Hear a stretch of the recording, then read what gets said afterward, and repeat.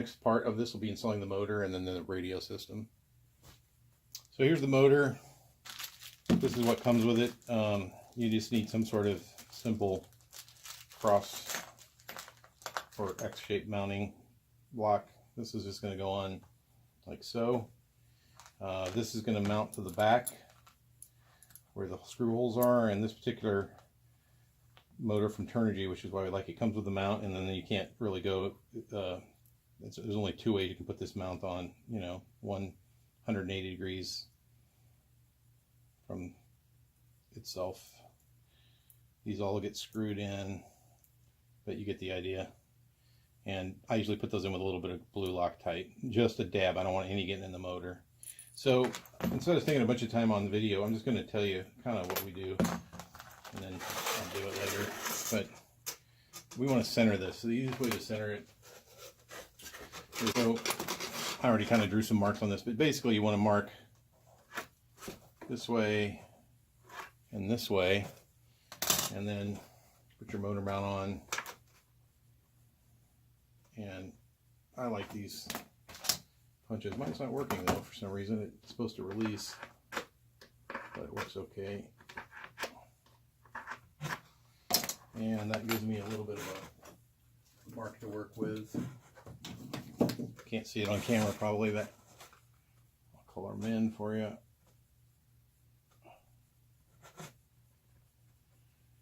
And then I just drill like a small hole and use 4 number 6 drywall screws that are 1 1/4 inch length long. If you think that's nuts, wait till you want to replace a motor in combat, man. You just want to stick your drill on it and chuck it in. So I just like the speed of those coarse screws, and everybody's got a bunch of those usually. So, but you can use anything to screw it in. So then the motor is going to go on so that you can kind of wrap these wires around the bottom and then come up to the speed controller. And that's easy to see why. There's just a lot of extra cable, and I don't want to figure out what to do with it. So let me go off camera and find my speed controller. So this is essentially the configuration we're trying to look for. We push the wires down. This comes back a little bit. You gotta leave a little bit of room for stuff, and that's about it. We glue it on. I'll show you once I get the motor on how we glue these things in, and I'll show you the elevator and let you worry about the radio. I'm sorry, the flapper on servos, and then I'll let you worry about programming your own radio. All right, so motor mounts on, blue Loctite, just a dab, not enough to get into the motor. Number 6 drywall screws. I actually pre-drilled these holes. They're all in at an angle, and you can kind of just shoot them in. Oops. Start this one like this.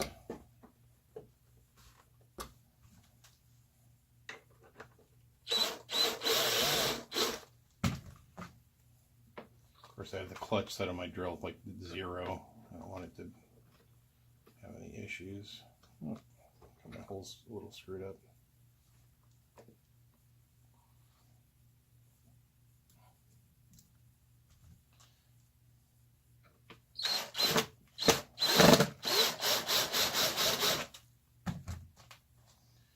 They're not all the way in. I'll finish them at the end with a screwdriver, but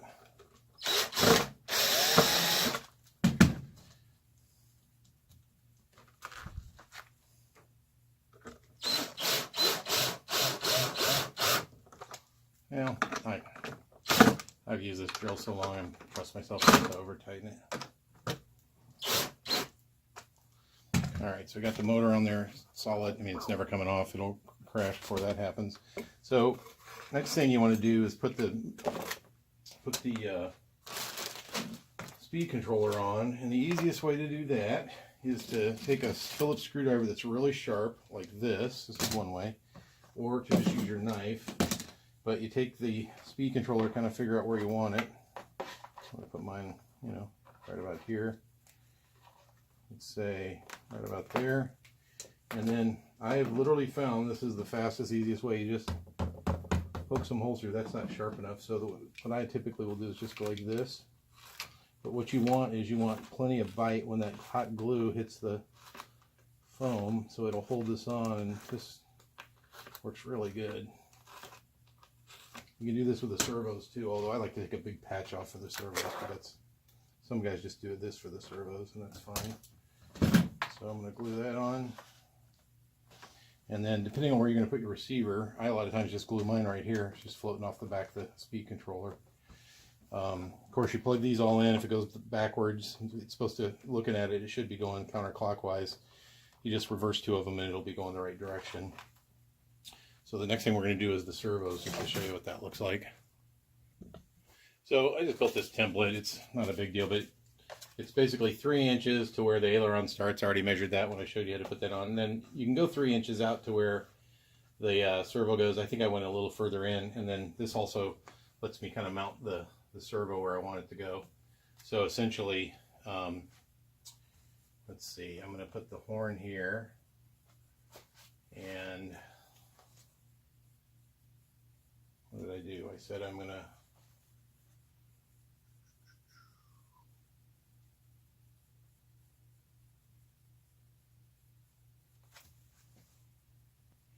I don't know why I confused myself, but anyway, you want everything lined up, you know, perpendicular to the hinge line. So this is where the horn's going to go, essentially. And then I need the servo to go a little bit in, so essentially I mount my servo just about 1 3/4 inches in, and essentially, depending on whether you're using a Z-bend on both ends or whether you're using a keeper, your servo is going to be in different places. So I'm going here with my servo, which is where the keeper is going to be, and just to show you where that is, that's about, oops, from the back edge, about 3.5 to the edge of the servo. So essentially, my servo is going to go there, and then where this edge of this ruler is where the control horn is going to be. The reason is the keeper actually bumps the push rod out from the servo a little bit. So here's where I do it a little different than some of the guys. I actually cut a patch very lightly because, you know, I want it to stay strong, but you'll find that this glue is stronger than the paper by a mile, so the paper coming off. See, I didn't have to use alcohol that time. And then this is really simple. It works flipping awesome, but I just take a blob of glue. Cable. So I need more glue. And I just kind of run it around like this. And then take my scrap stock. And I probably should use the bigger one, but I pull it all over that foam. If you do it when it's, if you put it right on the foam, it melts the foam. And that creates a big pad of glue. And that glue is like a super strong polymer that essentially we can glue our servo to. And to give you an idea what that's going to look like, the servo is literally just going to glue like so. Oops. Like so. Nope, I do it this way. I do it, make sure this is still tacky, but essentially it's going to sit right here. There's going to be a hole up here, and then this will go all the way up to the receiver. So you can cut the hole right now while you're waiting for that to glue, or waiting for that to dry or harden. You can cut it right there. You can just use your knife. I actually have that tool that I like to use. So I'm going to come up right about here. There's some tape here, so it's a little harder to get started. That's where it's going. And then my receiver is going to go here. So I'm going to do the next one right about here. And then if I had lights in it, I would have already done one of these. Probably this one, just to pull the lights out through, or sometimes you can just pull the lights out back here, closer to the battery, whatever you want. But if you think about it, here's the spar. So I want this hole to be behind the second fold, because that's where the spar is. So this is definitely cool enough where I don't have to worry about it too much. I'm going to go ahead and cut the, I don't start it right on the edge. I can go back a little bit. All I'm doing is cutting a slit for my control horn. This is the one that I made. I already drilled the hole. All I did was chuck the push rod in it. I don't think I need to show you all that, but so this, you just need to make sure you've cut the slit long enough, not all the way through. And you don't have to be embarrassed about using a little bit extra glue on this process too. You want it pretty strong, but the main thing I'm looking for is I essentially want that hole right over the hinge line. That's what I'm looking for. That hole is over the hinge line. I line that all up before I glue it, and then this just takes a bead of glue. And it's okay if there's a fillet there. And I grab a little bit so it goes in. Pushing it forward. A little hot, but that's it for that. And then I'm just going to use my template again just to make sure. And you don't have to have a template. I just want to know where the bottom of that servo is going to go. You can just measure it or lay it out, but essentially my servo is going to lay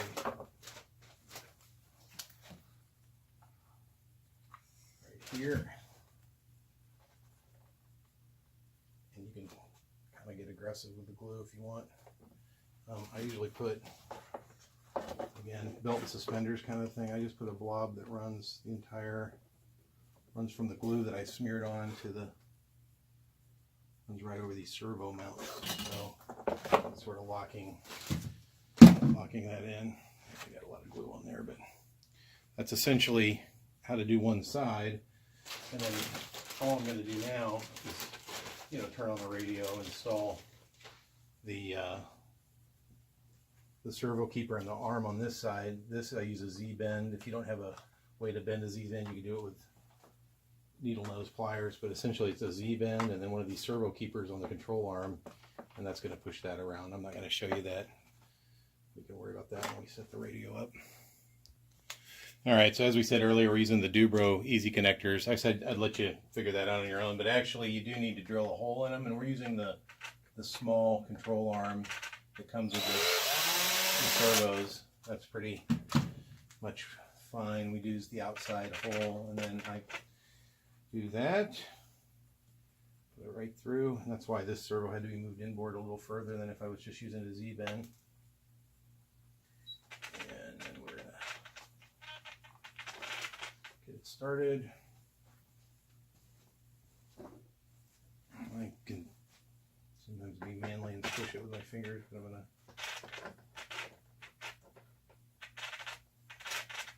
there we go. And I've obviously got it turned on here, so the other nice thing about these control arms, you can deform them a little bit to get the Z-bend through. So you kind of do that. I like to use a little bit of glue. I like a magnetized screwdriver. So unlike the motor, I don't mind if I have a lot of this. And generally what I'm going to do is I'm going to look straight down the back, kind of ballpark it.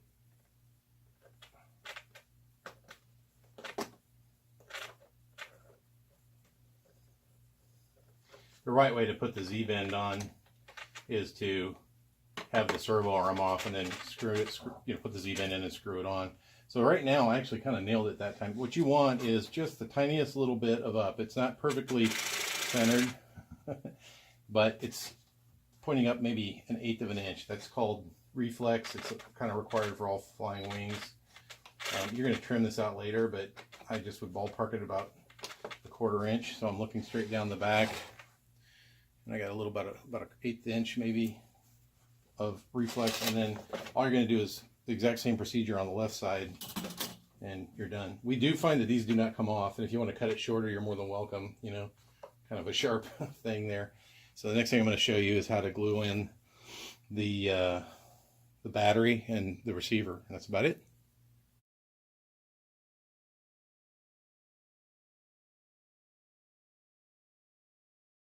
All right, so to install the battery is pretty straightforward. You're going to need a couple things. You're going to need your battery with, I like to put the soft or the loop on that side, a matching strip of hook. I use heavy duty for this stuff. You don't want it too big or else you'll actually rip it off the plane. You want just enough to kind of hold it on real tight. But then you will eject your battery eventually in combat if you don't actually have a strip to wrap around the battery, and we'll show you how that works in just a second. You've already marked your center of gravity, so you don't have to worry about that now. And you need a hot glue gun that's hot. And then all we're doing is we're coming in, we're going to bore some holes quickly. And what we're looking to do is make sure the glue can bite into the foam. The paper might come off. Paper's got a lot of structural, value. That's actually how these things work. They're kind of like a composite, but this glue's stronger than the paper, so you don't have to worry about that because the glue's going to actually bridge the paper. And the first thing we're going to do is actually glue the strip down, and then we'll glue this this down. I'm going to pull the backing off. It doesn't really work very well if you leave it on. So I kind of don't skimp when it comes to this. It's kind of hard to put too much. I also like for the strip to use for this strip, for it to be the kind of the thin kind. And I want to put it right where I think the battery could go in the middle. This goes right over the top. Embed it real good. Oops, that's not great to do that, but if you use the heavy duty thick stuff for the band, then it tends to make a huge bump right here. And that's it. The battery will go in, and then you're going to use the battery, shifting it back and forth. You'll move it back and forth in order to change the CG. And you can just hold the plane by the CG points we put in earlier, upside down with the battery in until you get it right. Once you get it right, you can just put a little mark. I use different batteries, so I actually have to kind of have different marks, but that's it. Once you're done with that, you're done with the equipment installation. You're ready to go in and trim the plane and fly it.